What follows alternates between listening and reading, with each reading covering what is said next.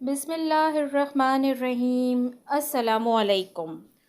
سبکتین پاشا اپنی ایک بیوی سے بہت زیادہ محبت کرتا تھا۔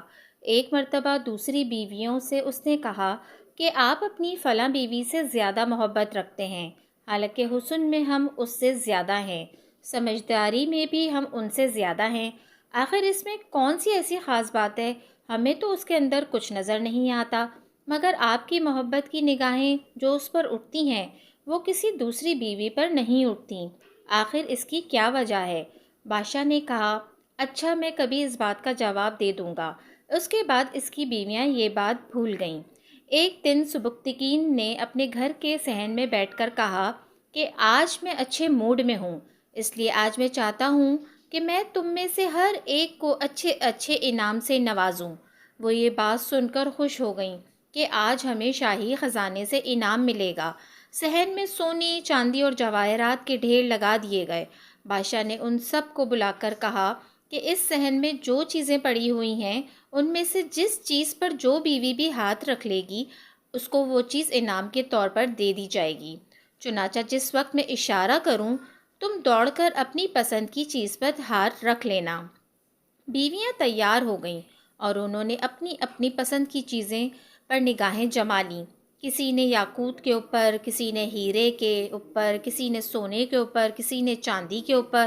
بادشاہ نے اشارہ کیا تو بیویوں نے دوڑ کر اپنی اپنی پسندیدہ چیزوں پر ہاتھ رکھ لیے، لیکن وہ بیوی جس پر اس کی محبت کی خاص نظر رہتی تھی وہ اپنی جگہ کھڑی رہی۔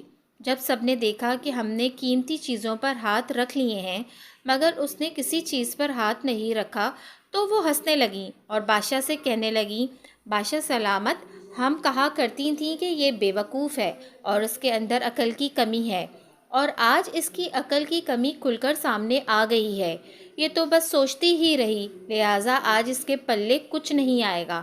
بادشاہ نے اس سے پوچھا، اے اللہ کی بندی، تو نے کسی چیز پر ہاتھ کیوں نہ رکھا؟ وہ کہنے لگی، بادشاہ سلامت، میں پوچھنا چاہتی ہوں کہ آپ نے یہی کہا ہے نا کہ آج جو چیز جس چیز پر ہاتھ رکھے گی وہ چیز اس کی ہو جائے گی۔ بادشاہ نے کہا، ہاں یہی تو میں نے کہا ہے۔